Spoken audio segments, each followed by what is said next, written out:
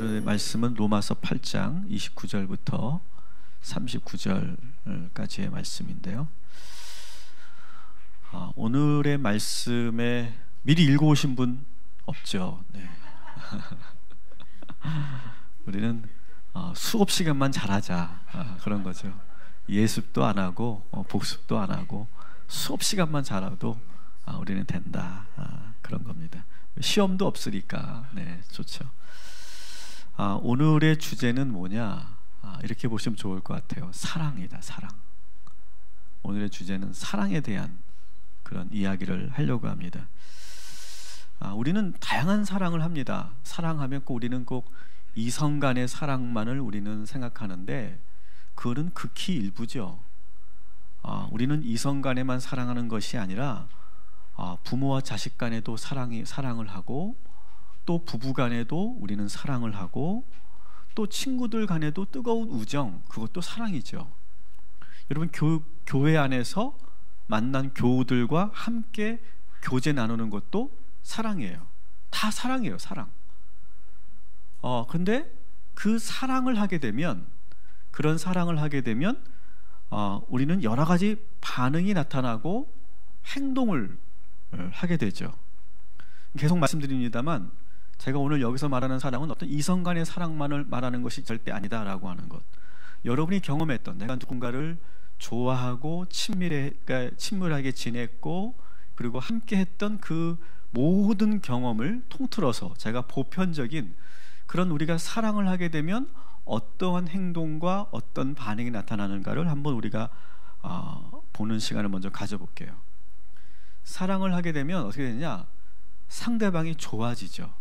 상대방이 좋게 보여요. 좋게 보여. 그러니까 그 사람이 이 사람이 참 좋다. 이 사람하고 내가 만나고 싶다. 이 사람하고 대화하고 싶다. 이 사람 참 멋있네.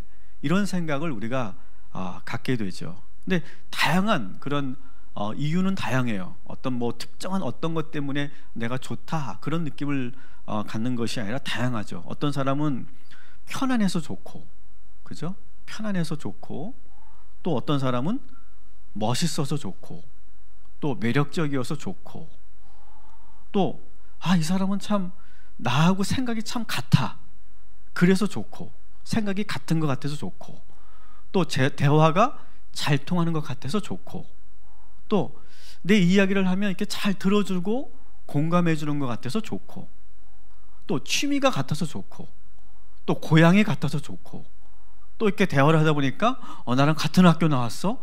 괜히 좋아지죠, 갑자기. 그러니까 어떤 것이든 이렇게 내가 사랑이라고 하는 감정을 갖게 되면 상대방이 좋게 보이죠. 그죠? 한번 옆 사람과 이렇게 인사합시다. 난 당신을 사랑합니다. 네, 네, 좋게 보입니다. 네, 좋게 보이죠. 여러분, 기본적으로 여러분 여기 서 있는 설교자가 좋게 보여야 설교가 은혜가 되죠. 여러분, 설교자하고 관계 안 좋아 보신 분 계시죠? 그러고 나서 설교 들으면 어때요? 죽을 맛이죠. 빨리 나가고 싶죠. 아무리 내용이 좋아도 사실은 그 관계가 불편하면 다 안 좋아 보이고 설교도 들리지 않고 다 이상하게 보이는 거예요. 그런데 좋은 그런 마음을 갖게 되면 그냥 다 좋은 거죠. 다 좋게 보이는 거죠. 그게 다 사랑이라고 하는 그런 보편적인 감정이에요. 그러니까 상대방이 또 좋아지니까 어떻게 합니까? 이제 같이 있고 싶은 그러한 마음을 갖게 되고, 함께 하고 싶음 하는 마음을 갖게 돼요. 그러니까 친구들하고 여러분 하루 종일 놀아도 재밌잖아요, 그죠? 그냥 친구들하고 그냥 밤새워 놀아도 재미있고, 밤새워 이야기해도 끊이질 않죠. 우리 지난 수요 공감 예배 때 캐나다에서 왔던 우리 이충희 목사님이 바로 그런 친구였어요. 저한테는 키 차이는 한 20cm가 났지만 그 친구하고는 그냥 매일 매일 같이 다니고 학교도 같이 다니고 교회도 같이 다니고 잠도 같이 자고 뭐 안 좋은 일, 사고 치는 일, 뭐 별걸 다 같이 그냥 다 했어요. 그래도 재밌었고 좋았죠. 그게 다 사랑의 감정이에요. 매일 만나도 매일 놀아도 언제나 좋죠.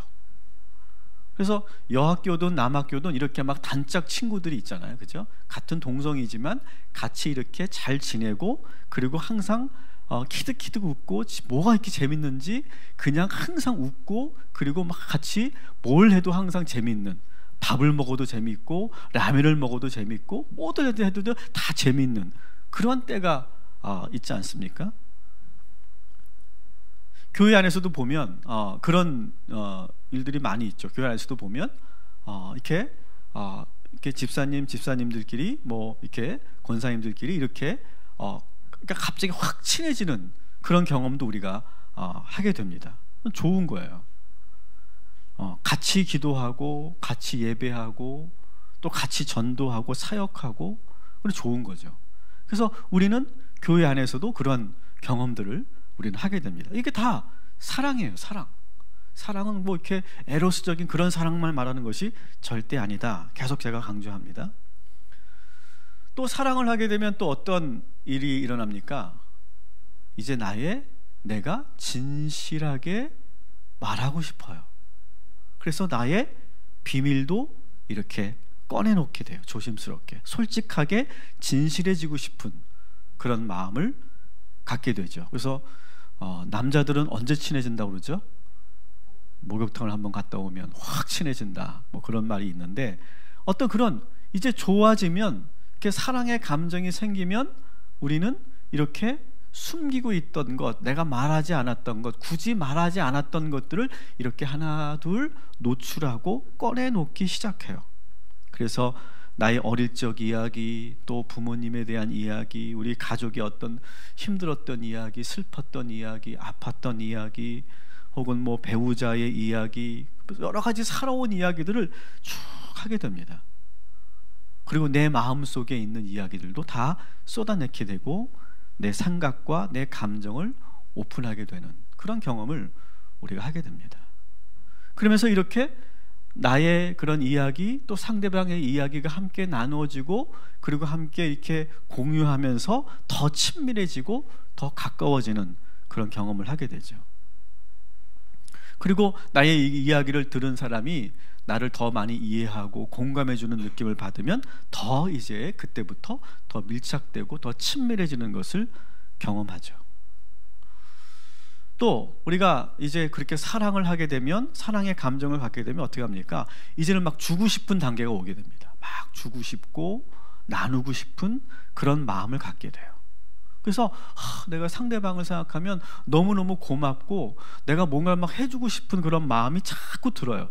그래서 선물도 하기도 하고, 내가 가장 아끼던 것을 주기도 하고, 단순히 어떤 물건을 주는 것을 넘어서서 내가 기꺼이 희생도 감수하고 싶은 그런 마음이 드는 그런 경험들을 우리가 하게 되죠. 여러분, 우리가 다 이런 경험들을 해보셨죠, 그렇죠?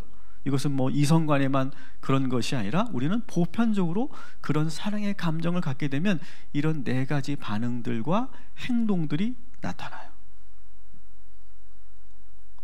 근데 이렇게 오래 이런 관계가 지속되면 참 좋은데, 이런 사랑의 감정이 생기고 그리고 시간이 가면 조금씩 그 사랑의 감정들이 약화되고 변하고 그 관계성이 약간씩 흐려지는 것을 우리가 보게 됩니다.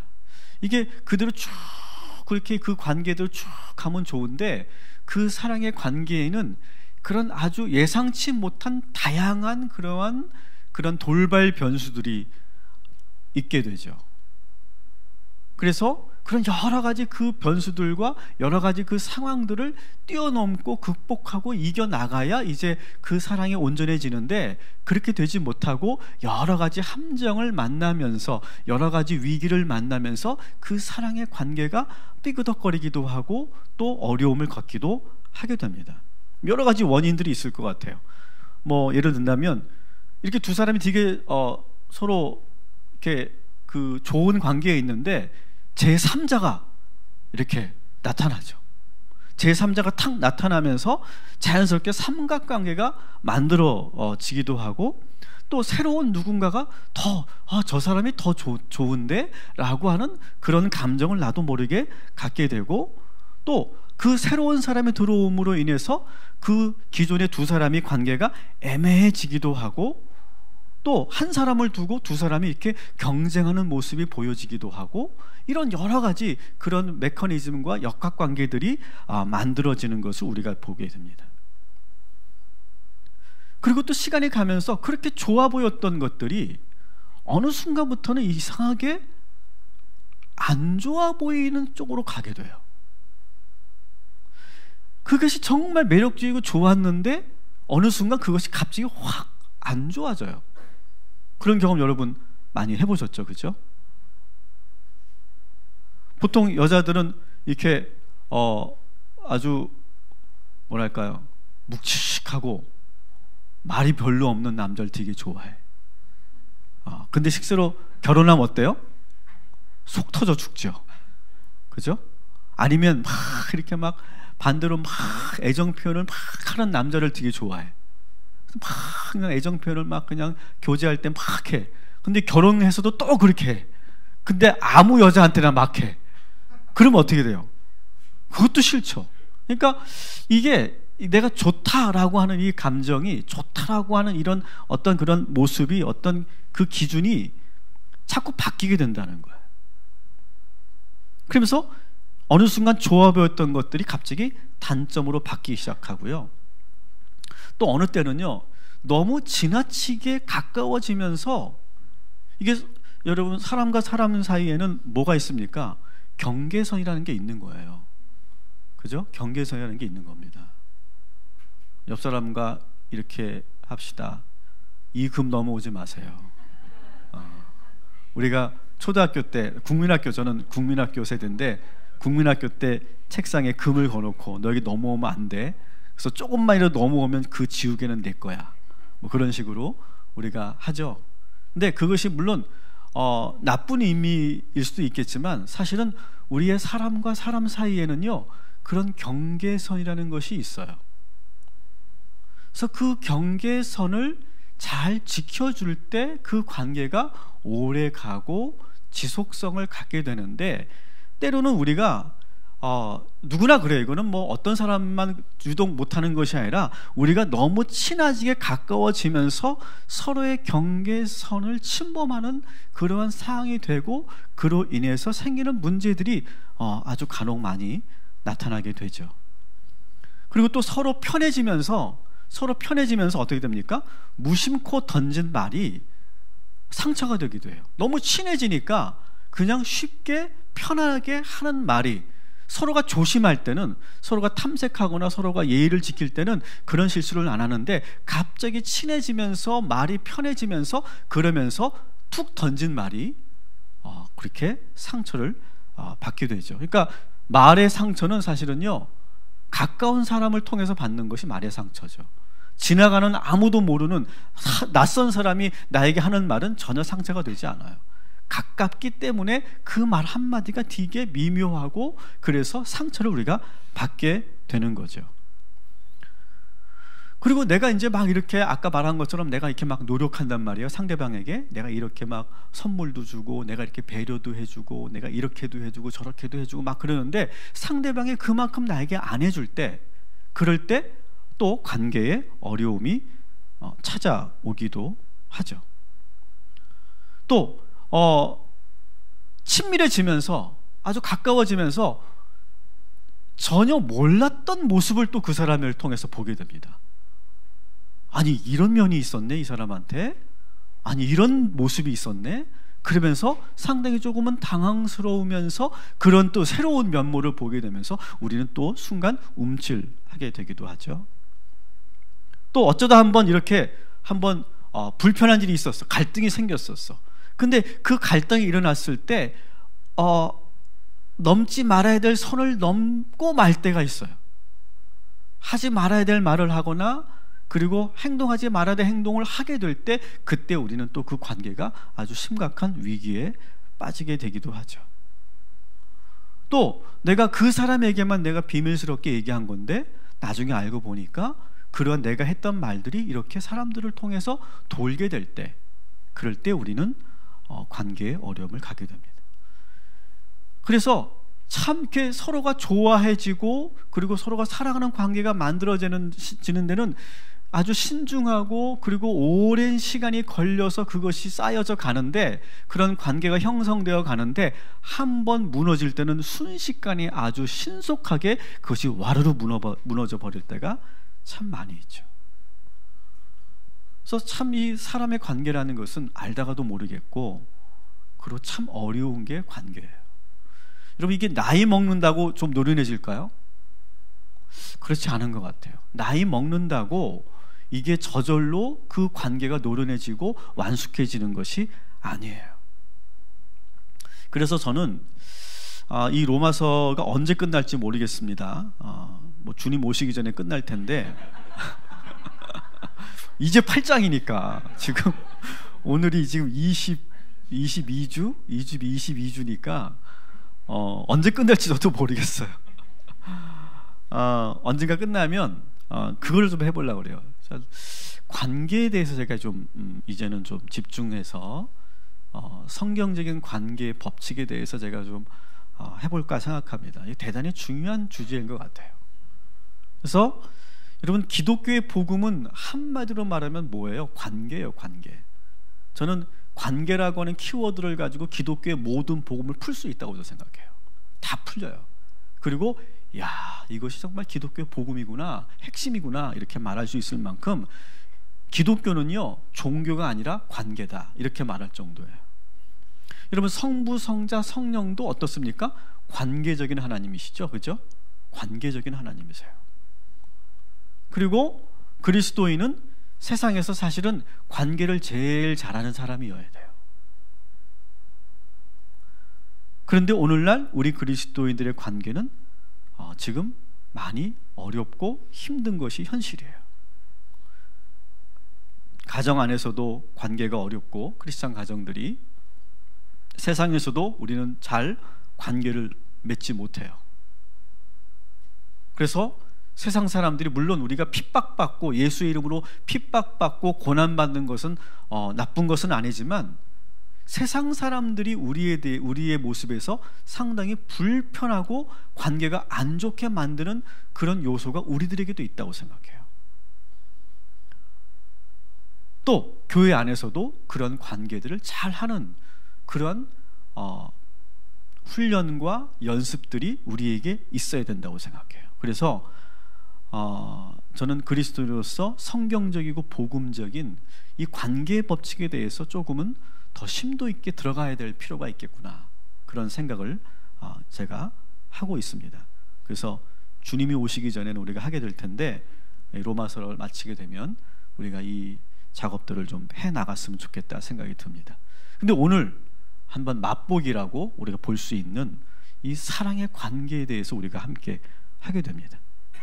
이렇게 사람과 사람과의 관계는요 뜨겁고 친밀해지고, 그리고 희생도 감수하고, 그리고 모든 것이 좋게 보이고, 그러면서 정말로 아주 거기서 행복감을 느끼는 그런 경험들을 우리는 사람과 사람 사이에서 하게 되는데, 안타깝게도 이러한 관계는 오래 지속되지 못하더라라고 하는 거예요. 그런데 오늘 말씀을 우리가 보면 우리의 사람과 사람과의 관계가 아닌 진정한 관계를 소개하고 있어요. 따라합시다. 끊을 수 없는 영원한 사랑. 여기에 대한 말씀을 지금 하고 계시는 거예요. 우리 35절을 한번 같이 읽어보도록 하겠습니다. 시작. 누가 우리를 그리스도의 사랑에서 끊을 수 있겠습니까? 환난입니까? 공고입니까? 핍박입니까? 굶주림입니까? 헐벗음입니까? 위협입니까? 또는 칼입니까? 아멘. 그리스도의 사랑에서 끊을 수 없다라고 하는 거고요. 38절 39절 시작.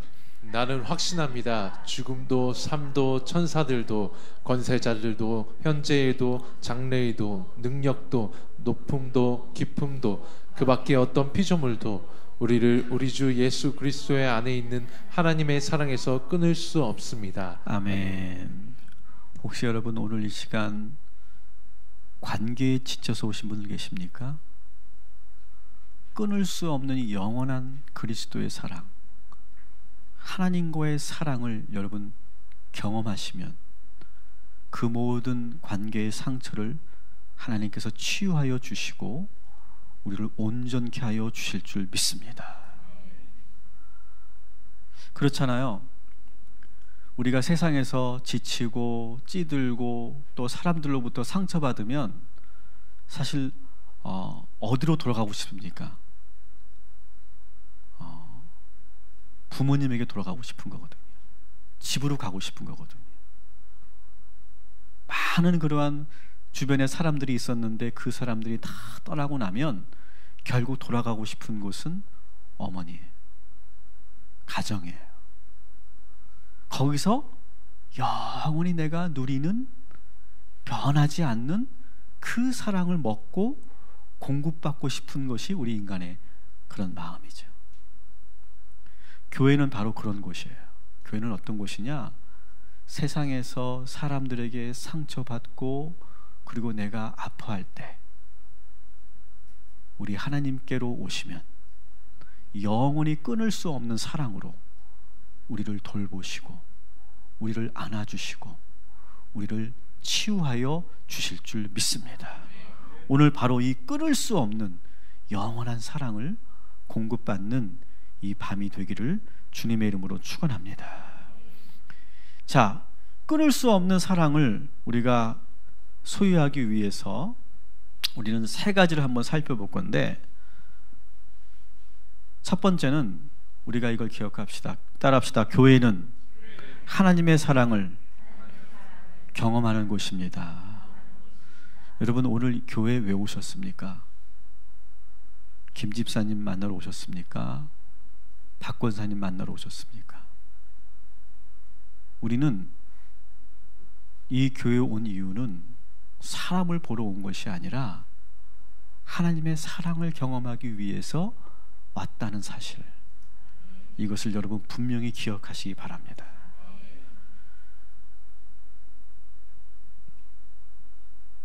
교회에서 우리가 얻을 수 있는 궁극적인 유익은 바로 하나님의 사랑을 경험하는 거예요. 예수 그리스도의 사랑을 깊이 체험하는 곳이 바로 교회예요.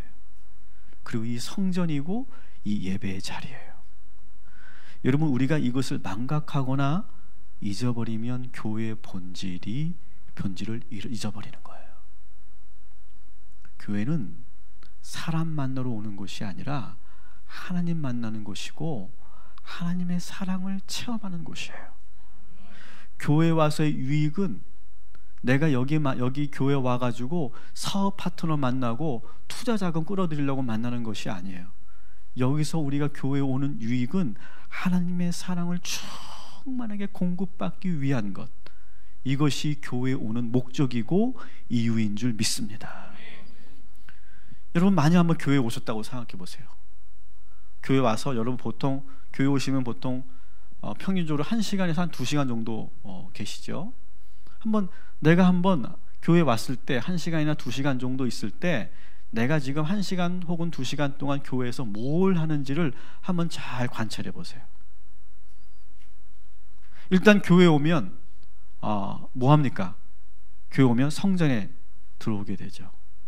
성전에 들어와서 앉아서 여러분 기도하죠. 보통 몇 분 기도하세요?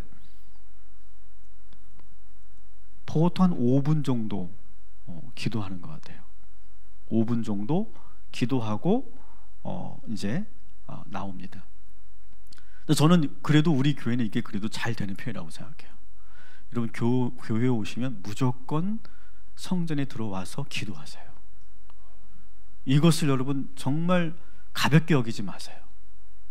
그런데 제가 아는 여러 교회들, 제가 이렇게 유심히 관찰하는 것 중에 이건데, 제가 아는 교회들을 보면 성도들이 교회를 와가지고 성전에 와서 기도하지 않고 곧바로 어디로 가냐면 카페로 가요.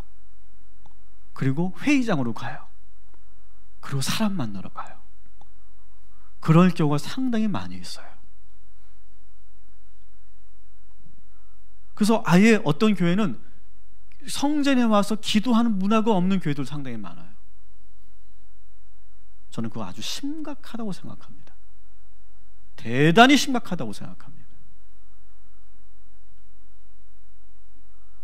그리고 교회 와서 한 5분, 한 10분 정도 기도하고 나와서 우리는 우리 교회 같은 경우는 딱 기도하고 나와서 한 5분, 10분 기도하고 나와서 딱 저기로 가죠. 커피 마시는 자판기로 가서 커피 한 잔을 뽑습니다. 그리고 이제 사람들을 만나게 되기도 하고 또 전도사님을 만나기도 하고 또 여러 회의를 하기도 해요. 자, 그러면 우리가 1시간이든 혹은 2시간이든 우리가 교회에 있는데 여러분, 우리는 얼마나 많은 시간을 하나님을 만나고 돌아갈까요? 대부분 우리는 교회 1시간 와가지고 한 5분, 한 10분 정도 기도하고 대부분의 80%, 90%의 시간을 뭐하고 가요? 사람 만나고 가요.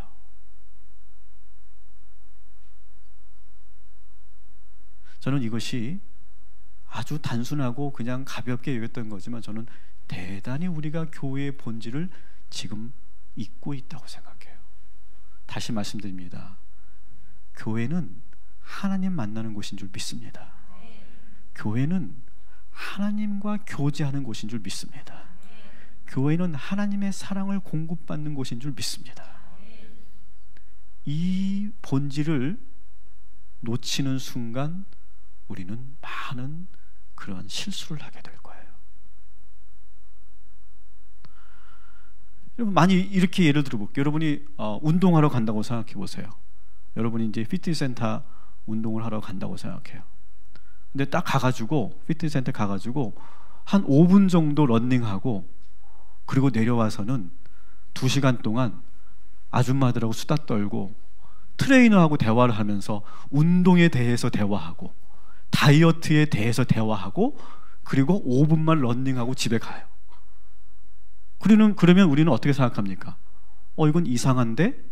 이건 문제가 있는데? 이렇게 생각하죠. 근데 우리는 교회에 왔는데 5분 기도하고 대부분의 그런 55분 혹은 1시간 55분을 우리는 사람 만나고 가요. 근데 우리는 전혀 이상하다고 생각하지 않아요. 뭔가 여러분, 우리가 잘못되지 않았습니까? 여러분, 교회는 다시 말씀드립니다. 하나님 만나는 곳이에요. 우리는 여기에 온 이유는요, 목적은 다른 거 없어요. 하나님 만나기 위해서 이곳에 온 줄 믿습니다. 그 목적을 우리가 이루고 나서 그리고 나서 우리는 교제도 하고 커피도 마시고 대화도 하는 거예요. 그거 하지 말라는 게 아니에요. 절대 오해하지 마세요. 그거 하지 말라고 하는 게 아니에요. 근데 우리의 지금 대부분의 그런 교회에서의 시간들은 8대2 혹은 9대1 정도로 완전히 주객이 전도되어 있는 것에 대해서 제가 말씀드리는 거예요. 교회에 오시면 여러분, 오늘 이 시간, 오늘 예배 왔잖아요. 여러분, 여기에 집중하셔야 돼요. 하나님을 만나셔야 돼요. 하나님을 경험하셔야 돼요. 오늘도 끊을 수 없는 하나님의 사랑을 공급받고 돌아가시기를 주님의 이름으로 축원합니다. 우리는 주님 만나기 위해서 교회에 왔다는 사실을 잊지 마시기를 주님의 이름으로 축원합니다. 두 번째로 우리가 끊을 수 없는 하나님의 사랑에 대해서 우리가 함께 기억해야 될 것은, 이 하나님의 사랑과 사람 간의 사랑은 본질적으로 다르다라고 하는 것을 우리가 여러분들에게 지금 말씀드리고 싶어요. 우리는 앞에서 우리 사람 간의 사랑이 얼마나 쉽게 변하는지에 대해서 살펴봤어요. 아마 여러분들이 많은 경험을 해봤을 거예요. 그러나 하나님의 사랑은 인간적인 사랑과 본질적으로 다르다라고 하는 거예요. 그걸 알아야 돼요. 하나님의 사랑은요, 끊어질래야 끊어질 수 없는 사랑이에요. 반면에 인간의 사랑은 아무리 뜨겁고 아무리 친밀했어도 결국 영원할 수 없어요. 그러나 하나님의 사랑은 결코 끊어지지 않아요. 하나님과의 관계를 한 번 맺으면, 한 번 시작하면 하나님의 사랑은 영원히 끊어지지 않아요. 인간의 사랑은 반대로 상대방이 뭘 잘못하거나 내가 실수하면 금방 멀어지는 것이 인간의 사랑이에요. 아무리 뜨거웠어도 결국 그 사랑은 식게 돼 있어요. 인간의 사랑은. 모든 사랑이 다 그래요. 그러나 하나님과 우리들과의 사랑은 영원히 끊어지지 않는 사랑이에요. 왜 그런지 아세요? 왜 그런지 아세요? 하나님과 우리 사이의 관계에서 내가, 인간이 죄를 짓고 실수를 해도 전혀 문제가 되지 않기 때문에 그래요. 사람과 사람 사이에는 뭐가 있어요? 거기에는요, 실수하거나 잘못하거나 내가 상대방에 상처를 주거나 내가 어떤 그런 예의를 갖추지 못하면 그 관계는 변하는 거예요. 그건 변해요. 그런데 하나님과 우리 인간과의 관계의 사랑은 어떤 거냐? 내가 실수해도, 내가 죄를 지어도, 내가 잘못해도 하나님은 절대로 그 관계를, 그 사랑의 관계를 끊지 않으신다는 거예요. 그렇기 때문에 하나님의 사랑과 인간의 사랑은 본질적으로 다른 거예요. 하나님의 사랑은 우리 잘못 때문에, 우리 죄 때문에 끊어지는 그런 사랑이 아니에요. 37절 38절을 다시 한번 같이 읽어볼게요. 시작.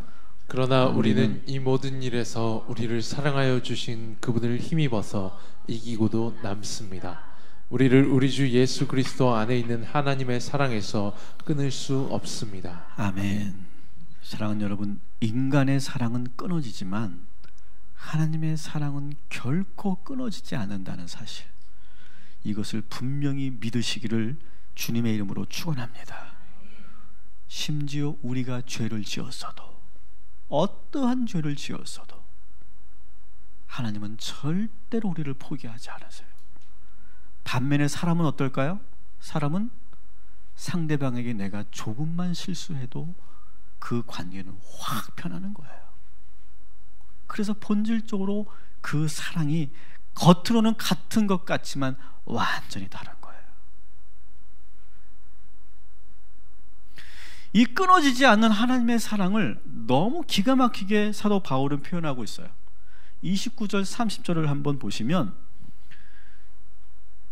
여기에는 지금 5개의 동사가 나오고 있는데 이 동사를 여러분 눈여겨보시면서 우리가 함께 읽어보도록 하겠습니다. 먼저 29절 시작. 하나님께서는 미리 아신 사람들을 택하셔서 당신의 아들의 형상과 같은 모습이 되도록 미리 정하셨으니 이것은 그 아들이 대가족 안에서 맏아들이 되게 하려 하시는 것입니다. 30절. 그리하여 하나님께서는 이미 정하신 사람들을 부르시고 또한 부르신 사람들을 의롭게 하시고 의롭게 하신 사람들을 또한 영화롭게 하셨습니다. 아멘. 자, 여긴 5가지 동사가 있다고 말씀드렸어요. 따라합시다. 미리 아시고, 또 두 번째는 미리 정하신, 그리고 부르시다, 의롭게 하시다, 영화롭게 하시다. 이것이 하나님이 우리에게 주시는 영원히 끊어지지 않는 사랑의 동사들이에요. 이 5가지가 하나님의 사랑에 있기 때문에 영원히 끊어지지 않는 사랑이 된다라고 하는 거예요. 자, 첫 번째, 미리 안다. 하나님께서 미리 아신다라고 하는 것은 뭡니까? 하나님은요, 우리가 어떠한 사람인지 미리 알고 계세요. 이미 우리는 우리에 대해서 다 알고 계세요. 나의 연약함도 알고 계시고, 내가 변덕스러운 것도 알고 계시고, 내가 그 지난날의 그 상처로 인해서 나의 성격이 지금 삐뚤어져 있는 것도 알고 계시고, 나의 잘못된 습관도 알고 계시고 사람들이 모르는 나만의 비밀도 알고 계시고 하나님을 내가 이용하려고 하는 그런 이기적이고 자기중심적인 마음도 알고 계시고 나의 숨겨진 의도도 알고 계시고 다 알고 계세요. 다. 여러분 혹시 우리 교회에 영업하러 오신 분 계세요? 손 들으세요. 손 들어보세요. 영업하러 오신 분들. 우리는 모르는데 하나님은 다 알고 계세요. 그거 꼭 기억하십시오. 하나님은 다 아세요. 다 아세요. 이미 우리에 대해서 모르는 게 없으세요. 그리고 이 알다라고 하는 동사는 히브리어로 야다라고 하는 그런 단어인데 야다라고 하는 단어는 사랑한다라는 단어로도 번역이 가능한 거예요. 그래서 히브리어에서는 안다라고 하는 것은 사랑한다라고 하는 거예요. 그러니까 다시 말하면 미리 안다는 것은 뭐예요? 하나님께서 미리 사랑하신다라고 하는 거예요. 우리의 모든 것을 다 보고 계시면서도 알고 계시면서도 하나님은 그래도 사랑하신다는 거예요. 그렇기 때문에 하나님의 사랑은 후회가 없는 거예요. 하나님이 우리에게 야, 너 그럴 줄 몰랐어. 나 너 실망이야. 난 너랑 끝이야. 그렇게 하지 않는다는 거. 왜? 이미 다 알고 사랑하시기 때문에 그래요. 그래서 영원히 끊어지지 않는 사랑이에요. 반면에 인간적인 사랑은 뭐예요? 인간적인 사랑은 상대방이 어떤 사람인지 알지 못하면서 하는 사랑이에요. 여러분 연애할 때하고 결혼할 때 완전히 다르잖아요. 그죠? 나만 달랐나? 연애할 때의 모습과 결혼해서의 모습은 완전히 다른 존재예요. 절대 까마득히 생각도 못했어요. 그런 거예요. 우리 인간의 사랑이라는 것은 미처 몰라요. 전혀 모르고 우리는 사랑하고 교제하는 거예요. 그렇기 때문에 우리는 실망도 하고 거기서 배신감도 느끼고 거기서 화도 나고 거기서 결국 그 관계가 어려움이 생기는 거예요. 반면에 하나님의 사랑은 미리 다 알고 하시는 사랑이에요. 미리 다 알고 하시는 사랑.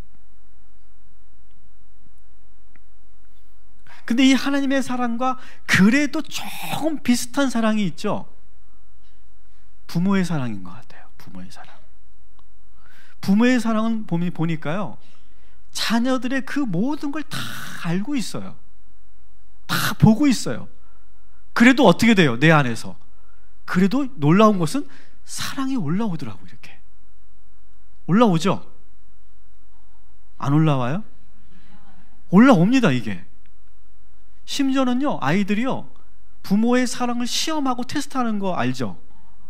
이래도 절 사랑해요? 이래도 나를 포기하지 않을 거예요?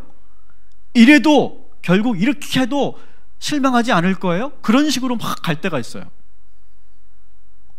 그러면 사실 우리 부모도 인간이기 때문에 때로는 이렇게 속상하기도 하고 그리고 실망하기도 하는데, 그래도 놀라운 것은 또 그 바닥에서 다시 사랑이 몽글몽글 또 올라오더라고요. 그게 여러분 부모의 사랑이잖아요. 다 아는데도 그 사랑이 계속 올라오는 그것이 사랑이잖아요. 바로 하나님의 사랑이 바로 그런 사랑이에요. 여러분 우리의 모든 부분을 다 알고 계시면서, 미리 알고 계시면서 그럼에도 불구하고 우리를 사랑하는 하나님, 여러분 그 하나님을 오늘 믿고 그 하나님 앞에 여러분 나오시기를 주님의 이름으로 축원합니다.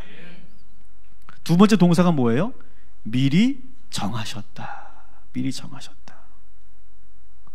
모든 것을 미리 다 알면서도 하나님은 우리를 미리 그냥 선택하신 거예요. 그냥 미리 정하신 거예요. 그래서 아예 너는 내 것이다. 미리 그렇게 선택하는 거예요. 그냥 너는 내 아들이야. 그냥 너는 내 딸이야. 네가 잘해서 내 딸이 아니고 네가 못한다고 내 아들이 아닌 게 아니고 그냥 너는 내 딸이고 너는 내 아들이야 라고 아예 미리 정해지는 거예요. 그렇기 때문에 영원히 끊을 수 없는 사랑인 거예요. 세 번째 동사가 뭡니까? 부르셨다. 우리를 뭐라고 부르세요? 너는 내 아들이다. 너는 내 딸이다. 이렇게 부르는 거예요. 우리가 지금 스가랴 말씀을 우리가 지금 묵상하고 있는데 이스라엘을 뭐라고 부릅니까?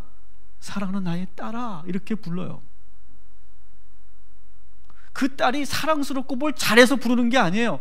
그냥 그 샘솟듯 솟아나오는 그 사랑으로 그 이스라엘을 딸로 사랑하고 있는 거예요. 뭘 잘해서 하나님의 자녀가 되는 게 아니에요. 이미 우리는 하나님의 자녀인 줄 믿으시기 바랍니다. 그래서 무조건 사랑하시는 거예요. 우리를 사랑하는 아들로 딸로 불러주신 그 하나님의 사랑을 오늘 이 시간 느끼시기를 주님의 이름으로 축원합니다. 그리고 나서 네 번째 동사가 뭐예요? 더 놀랍죠? 따라합시다. 의롭게 하신다. 의롭게 하신다는 거예요. 우리가 그 어떤 잘못을 하였어도 우리를 의롭게 보신다는 거예요. 그래도 우리 아이는, 그래도 내 아들은, 그대로 내 딸은 그렇게 하면서 끊임없이 우리는 계속해서 그 자녀를 의롭게 보려고 하죠. 사람들이 비난하고 손가락질해도 아버지는 여전히 아들이 사랑스럽고 딸이 이쁜 거예요. 그리고 온전해 보이는 거예요. 사람들이 시선과 평가에 흔들리지 않는 거예요. 여러분 믿으세요. 여러분이 지금 어떤 모습으로 왔든 우리 하나님께서는 여러분들을 의롭게 보고 계심을 믿으시기 바랍니다. 믿으세요. 우리는 자꾸 이게 안 믿어져. 하나님은 우리를 의롭게 보세요. 더 놀라운 거 따라합시다. 영화롭게 하신다. 그냥 의롭게만 보는 게 아니에요. 아이 괜찮아 그 정도만 보는 게 아니라 영화롭게 본다는 거예요. 영화롭게. 우리를 문제아로 보지 않고 문제없는 아이로 보는 것을 넘어서서 하나님은 우리를 존귀하게 본다는 거예요. 아주 귀하게 본다는 거예요. 아주 특별하게 본다는 거예요. 영화롭게 본다는 말은 최고의 존재로 본다는 거예요. 우리를. 여러분 믿으시기 바랍니다. 오늘 하나님께서는 우리 한 사람 한 사람을 다 최고의 존재로 영화롭게 보고 계심을 믿으시기 바랍니다. 참 부모가 되니까 그걸 알겠더라고. 발표회 우리 이제 성탄절에 이제 또 발표하고 막 그러잖아요. 그러면 어릴 때 우리 아이들이 막 발표회 이제 교회에서도 하고 뭐 이렇게 학교에서도 하고 그러면 부모가 이제 가면 뭐만 보일까요? 우리 딸만 보이더라고. 다른 애들은 다 안 보여. 노래하는 것도 안 들려. 무슨 노래 했는지 율동인지 그것도 다 기억 안 나. 그냥 우리 딸만 보이더라고. 그냥 저 참 그거 놀라운 경험이었어요. 그냥 우리 딸만 보이고 우리 딸만 빛나 보이는 거예요. 저희 아버지는요 대한민국에서 김석형 목사 설교를 제일 잘한 줄 알고 있어요. 여러분들이 아면 강요하는 거 아니에요. 우리 아버지 그렇게 생각한다는 거예요. 우리 아들이 설교 제일 잘한대요. 이거는 객관적이지 않아요. 알아요. 근데 그렇게 보이는 거예요. 영화롭게 보이는 거예요. 저는 우리 아들이 세상에 제일 잘생기처럼 보여요. 강동원보다 더 잘생겼어요. 우리 아들. 그렇게 보이는 거예요. 영화롭게 보이는 거예요. 근데 놀라운 거는요, 영화롭게 하셨다라고 하는 이 단어가요, 참 이 성경은 참 그 단어 하나하나 그리고 시제 하나하나도 참 놀라운데요, 이 영화롭게 하셨다는 이 단어가요 미래 시제가 아니에요. 무슨 시제냐면 과거 시제예요. 그러니까 네가 어떠한 행동을 하는 걸 보니까 네가 영화롭게 될 거야, 이게 아니에요. 이미 그냥 부모는 영화롭게 그 전부터 보는 거예요. 그냥 보는 거. 과거에서부터 그렇게 쭉 보는 거예요. 이게 아마 여러분 부모라면 아마 그게 이해가 잘 될 거예요. 어릴 때 우리 아이가 연필만 잡으면 뭐라고 생각해요? 얘 혹시 영재 아니야? 천재 아니야? 크레파스 가지고 그림만 동그라면 그리면 어떻게 돼요? 얘 지금 미술 영재 같아. 그렇게 보이는 거예요. 이미 영화롭게 보이는 거예요. 그렇게 보이는 거예요. 그게 하나님은 지금 우리를 그렇게 바라보고 계심을 믿으시기 바랍니다. 그런데 어떻게 하나님의 사랑이 끊어집니까? 절대 끊어지지 않는 거예요. 그래서 저는 오늘 이 5개의 동사가 먼저 우리 하나님의 그 사랑의 이 5개의 동사가 이제 이걸 우리의 것으로 한번 만들 필요도 있을 것 같아요. 이 5개의 동사를 가지고 여러분 우리의 자녀들을 바라보면 좋을 것 같아요. 미리 알고, 그리고 뭐죠? 미리 정하고, 부르고, 의롭게 보고, 영화롭게 보는 그런 눈으로 우리가 우리 사랑하는 자녀와 우리의 배우자를 그렇게 보게 된다면 그 사랑이 영원히 끊어지지 않는 사랑이 될 줄 믿습니다.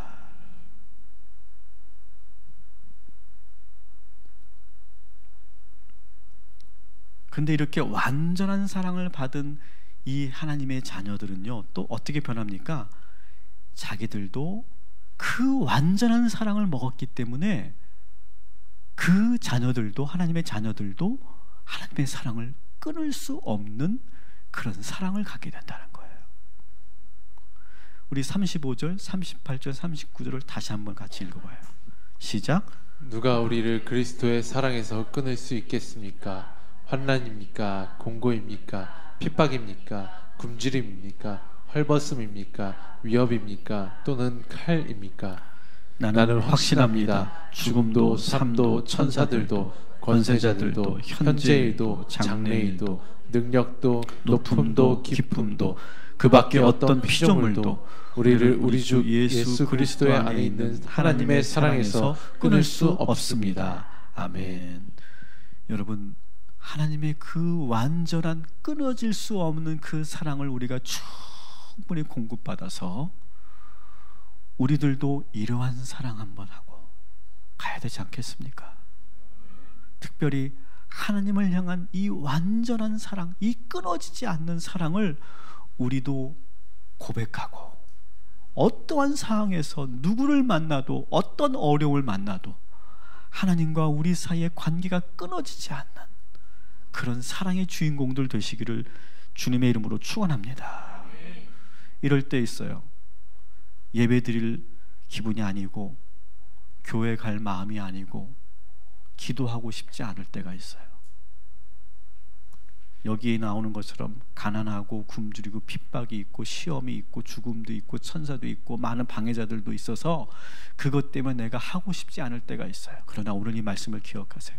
그럼에도 불구하고 결코 하나님을 향한 나의 사랑은 끊어지지 않는다. 그 어떤 것도 하나님과 나의 사랑을 끊을 수 없다. 그렇게 선포하시고 그렇게 도전해 나가시면 하나님께서 그 완전한 사랑으로 우리를 더욱더 강력하게 붙잡아 주실 줄 믿습니다. 복음의 핵심은 바로 이거예요. 하나님은 나를 영원히 끝까지 사랑하신다. 이게 복음의 핵심이에요. 절대 그 사랑은 끊어지지 않는다. 오늘 다시 한번 이것을 분명하게 믿고 확인하고 오늘 이 5가지 동사로 오늘도 우리에게 부어주실 그 사랑을 충분히 공급받고 돌아가는 이 밤이 되기를 주님의 이름으로 축원합니다.